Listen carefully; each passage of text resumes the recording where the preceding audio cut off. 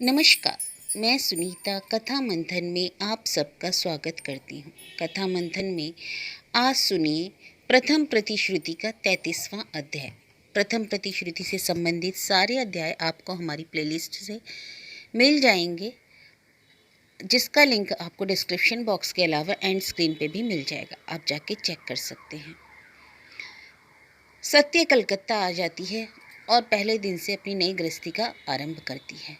अब आगे काल की बही से कई एक पन्ने बाएं से दाएं आ गए।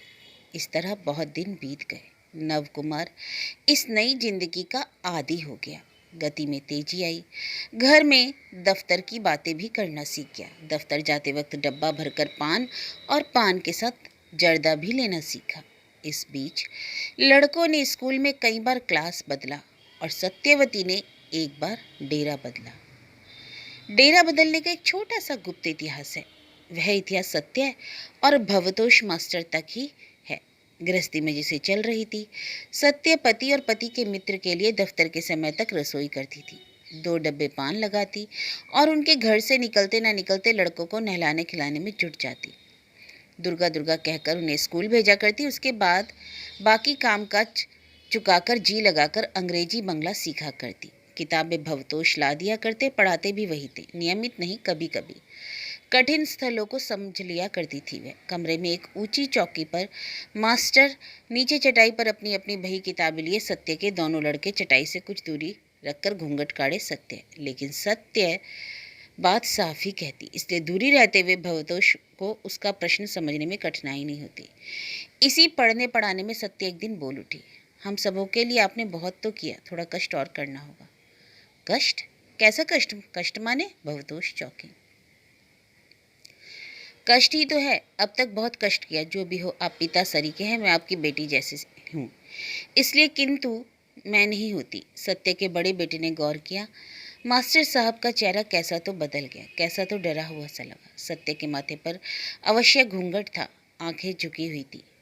भवतोष ने धीमे से क्या तो कहा। सत्य ने साफ गले से कहा, जी वही कह रही हूँ, किंतु मैं नहीं होती।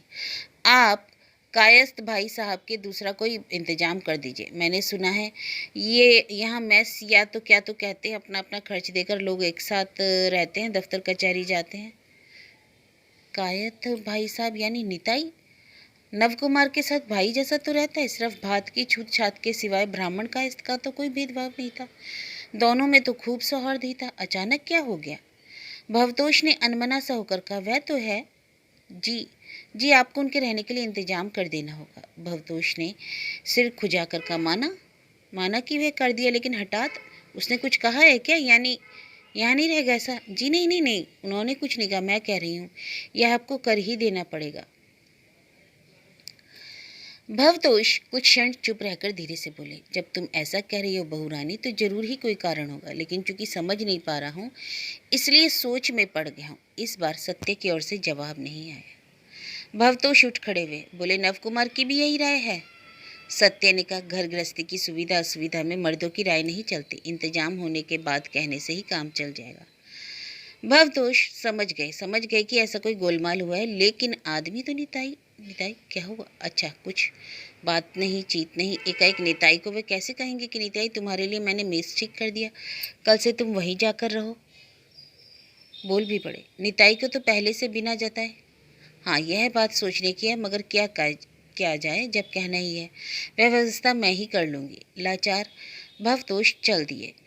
बड़े बेटे ने पूछा, चाचा जी यहाँ क्यों नहीं रहेंगे माँ? सत्य ने गंभीर होकर कहा, बच्चों की सभी बातों में दखल नहीं देना चाहिए, जब जो होगा देखोगे। क्यों, किस लिए, यह सब मत सोचा करो। और उन लोगों ने सिर्फ देखा कि बाबूजी कहीं भाग रहे हैं। माँ चुपचाप दरवाजा पकड़े खड़ी रही और निताई चाचा अपना बक्स बिस्तर लिए किराए की बग्गी पर जा बैठे। भाव कुछ ऐसा थमथम सा था कि कुछ पूछने की हिम्मत ही नहीं हुई। हिम्मत पहले नवकुमार की भी नहीं हुई, इसलिए वह सवेरे से भागता फिर रहा था। काफी रात होने पर घर लौटा। चोर की तरह चुपचाप ताककर निताई के कमरे की तरफ देखा। दरवाजे पे जंजीर चढ़ी थी। कलेजा धक से कर उठा। लगा उसके अंतर नाम की जगह में भी मानो वैसे ही जंजीर लगा है। दरवाजा मुंह पर लटकाए खड़ा है। वह दरवाजा अब शायद कभी नहीं खुलेगा। इसी बंद कमरे में नवकुमार का बहुत सा सुख, बहुत सा आनंद रह गया। ईश्वर जाने सत्य को अचानक यह धुन क्यों सवार हुई। यह भी तो नहीं अच्छा लगता कि निताई के किसी व्यवहार से वह नाराज हुई है।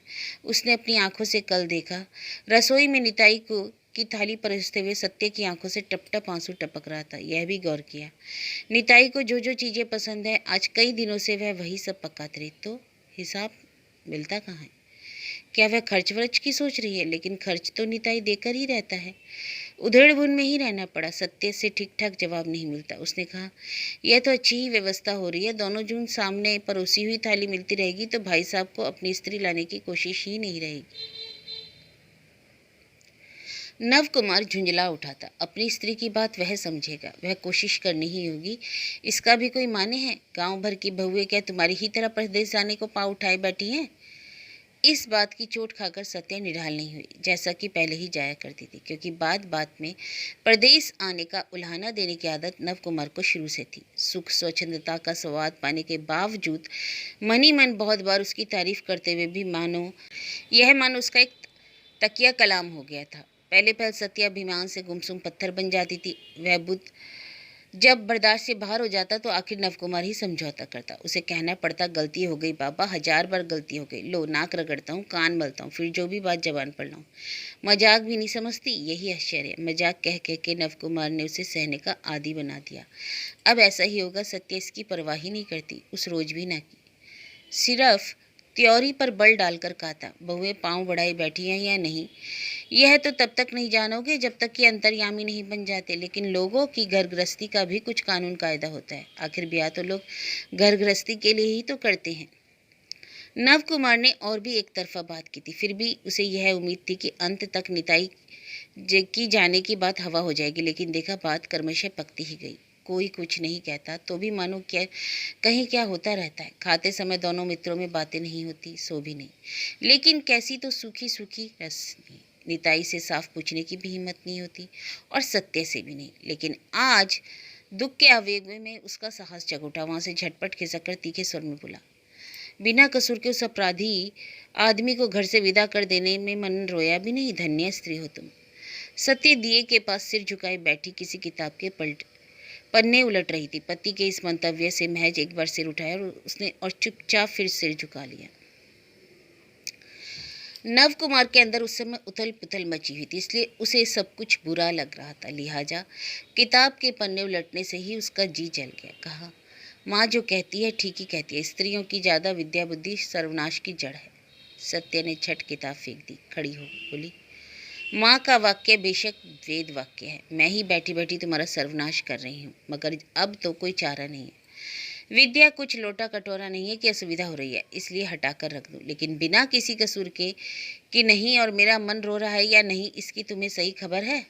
मन पत्थर के भी बल्कि प्राण है, तुम में नहीं है। मित्र को नवकुमार कितना चाहता है यह बात सत्य नहीं जानती है, सो नहीं, इसलिए इतनी बड़ी तोहमत लगाए जाने पर भी वह विचलित नहीं हुई। समझ गई कि गम से गुस्से से कह दिया, और नवकुमार का स्वभाव भी तो यही है, गुस्से में कड़ी कड़ी सुना देता है और गुस्सा उतरने पर खुशामद करने लग जाता है। सो वह दृढ़ रहकर ही बोली, जब पत्थर ही हूँ तो मन के रोने का सवाल ही कैसे उठता है, लेकिन बिना कसूर के सोचने का कारण क्या है। जो आदमी गुरु के नाम पर कलंक लगा सकता है, कम से कम मैं तो उसे बेकसूर नहीं कह सकती। गुरु के नाम पर, गुरु के नाम पर स्तंभित होकर नवकुमार ने का मतलब तुम ही नहीं समझा सकूंगी, तुम औरतों से भी ज़्यादा मुँह खुले हो। सारी दुनिया जान जाएगी, लेकिन इतना विश्वास मुझ पर रखो कि मुझसे कभी अन्याय नहीं होगा। इससे ज़्यादा नवकुमार को मालूम ही ना हो सका। उपाय भी नहीं था, अकल से भाप ले इतनी जुर्रत भी उसमें नहीं। फिर सत्य ने तो हाथ जोड़कर कहा, मुझसे कुछ ना पूछो, मैं वह बात जबान पर नहीं ला सकती। हाँ, नहीं ला सकती? जबान पर लाने की बात नहीं, निताई ने एक दिन जबान पर लाई थी। सत्य की पीठ देकर जो ही भवतोष मास्टर गए, निताई बोल उठा, मास्टर ने नाता अच्छा जोड़ा है, गुरु और शिष्य, लेकिन जब तक बैठे पढ़ाते रहते हैं, गुरुजी तो शिष्य की आंखों से ही निगलते रहते हैं। सत्य ने तीखी आवाज से कहा, भाई साहब, बिगड़ने से क्या होगा, जो वाजिब है वही कह रहा हूँ। मास्टर साहब के रवैया आजकल मुझे अच्छे नहीं लगते। किसी ना किसी बहाने हर घड़ी यहाँ आने का मौका ढूंढने से समझती नहीं है, सिर्फ भलाई की नीयत से ही नहीं आते, कारण और है। मैं भविष्यवाणी करता हूँ, अभी से अगर सावधान ना हुई तो इनसे एक दिन मुसीबत में पड़ना होगा। सत्य ने सख्त गले से कहा, यदि यही कहते हैं भाई साहब, तो सुनिए, वह मुसीबत आपसे नहीं आएगी, इसका क्या ठिकाना। मुझसे मतलब? निताई सिंदूरिया आम जैसा सुरखोटा, लेकिन सत्य सख्त बनी रही। मतलब कमरे में बैठकर समझिए, अपने मन से पूछिए कौन किसे आंखों से निगल रहा है, या आपकी निगाहों में कैसे है, यह कहिए। आएगी नहीं, निताई ने जोश में आकर कहा। नींबू जैसे अंधे को छोड़कर सभी की निगाहों में आता है, खुद भी नजर न डालिए तो नहीं आता। सादी भाषा में मैं ही कहती हूँ, आपके मन में जब ऐसी बुरी बात आ सकती है भाई साहब, तो मुझे लगता है अब हमारा एक साथ रहना ठीक नहीं है। ठीक नहीं है? साथ रहना? हाँ। निताई फुफकार उठा। मुझे खिसकाने से ही आप लोगों की मुसीबत टलेगी? मुसीबत? सत्य हंस पड़ी। मुझे मुसीबत कैसी? कोई यदि आग में हाथ डालने आए तो मुसीबत आग की है और की हाथ की। रामायण महाभारत की भी कहानी कभी नहीं सुनी? सती नारी के उपाख्यान? आपने यह जो चले जाने को कह रही हो ना, आप ही की भलाई के लिए। निताई को ढूंढे कोई जवाब नहीं मिला। खूब अच्छा फैसला है, सत्य ने कहा। आप अभी अनेक कारणों से अंधे हो रहे हैं भाई साहब, कुछ समझ बूझ नहीं रही, बाद में समझेंगे, लेकिन इस विषय में ज़्यादा कहने सुनने की जरूरत नहीं। बुरी बात खटमल का खानदान होती है, 1 से 100 पैदा होते हैं, इसे जड़ से मिटा डालना ही अक्लमंदी है। इसी के बाद भवतोष ने से उसने मैस खोज देने का प्रस्ताव किया था, किंतु निताई की शिकायत क्या वास्तव में बेबुनियाद थी? बिल्कुल बेबुनियाद कहना गलत होगा। भवतोष की आंखों की स्नेह श्रद्धा से विहल दृष्टि सत्यवती के झुके मुखड़े पर टिकी होती है। यह क्या सत्यवती समझ नहीं सकती? समझती है। पत्थर का देवता भी भक्त के निवेदन को समझता है। सत्यवती लेकिन परवाह नहीं करती। समझती है इस नज़र से अनिष्ट की आशंका नहीं है। समझती है यह नज़र उसका बाल भी बांका नहीं कर सकती, जैसा बाल बांका निताई की ईर्ष्या से जलती हुई नज़र नहीं कर सकती।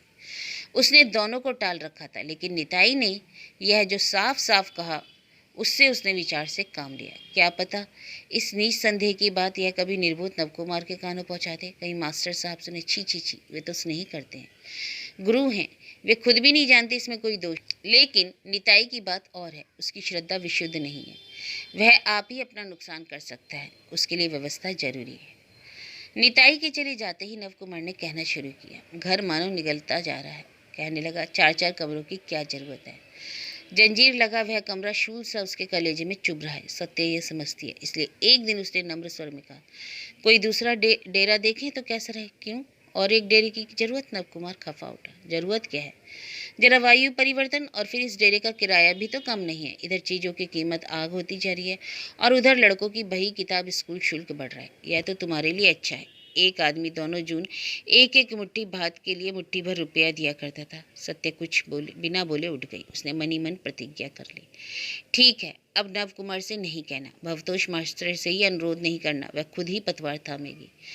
नौकरानी के जरिए डेरे का इंतजाम करेगी। वह 10 घर में जाती है, बहुत खबर रखती है, और सत्य का सोचना गलत नहीं हुआ। मुक्ताराम बाबू स्ट्रीट वाला डेरा पोंचू की माँ ने ही ठीक कर दिया। मकान मालिक बहुत धनी आदमी है, खानदानी है।